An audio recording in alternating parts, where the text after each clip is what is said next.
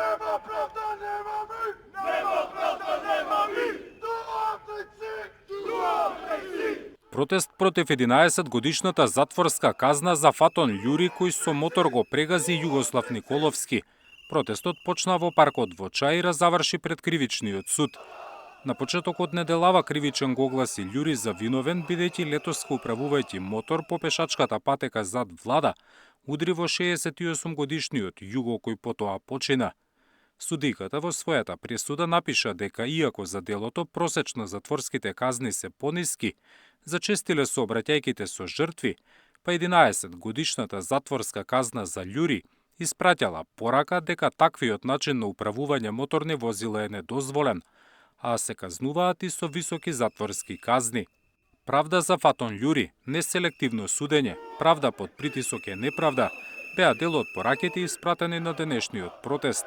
Присутните пред судот истакнаа дека затворската казна за Љури е превисока, а судовите имаат различна казнена политика. Зашто да се казни 24 годишен млад дечко, кога не сакајки се случило, утре дента може да ни се случи на сите, па имало пример и порано вакви случаи кои биле казнати на минимална казна, како случајот на Бобан Илич, што го има убиено детето 4 годишно. До кога ќе биде ова неправда кон нас на ова држава? Уште пред почеток на протестот од Скопскиот кривичен суд преку соопштение потсетуваат дека Љури признал вина за сообраќајката и дека за висината на казна секоја странка има право на жалба пред повисокиот суд. Изразување на незадоволство преку јавни собери е легитимно право на секој граѓанин, но било каков обид за притисок не смеат и нема да влијаат врз независното судско одлучување. Секоја странка која смета дека висината на изречената санкција не соодветствува со делото, има право на жалба до повисокиот суд. Тоа е единствениот легален пат за преиспитување на една пресуда. Јавното обвинителство денеска поднесе обвинение и против 37-годишниот возач на Пасат, кој на почеток на ноември го прегази поранешниот директор на ОХИС Јорго Ќука. До сообраќајката дошло околу пладне кога обвинетиот, движејќи се по булеварот Гоце Делчев, не се придржувал до прописите и го загрозил јавниот сообраќај, со што го предизвикал кривичното дело тешки дела против луѓето и имотот во сообраќајот.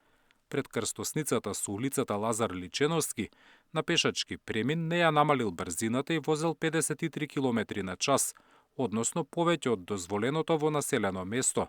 Не можел навремено да запре и со предниот дел од возилото удрил во велосипед кој поминувал по пешачкиот премин.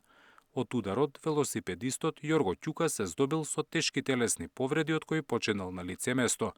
Од обвинителството велат дека настанот се смета како најтешко кривично дело од областа на сообраќајот и сторителите се казнуваат со најмалку 4 години затвор.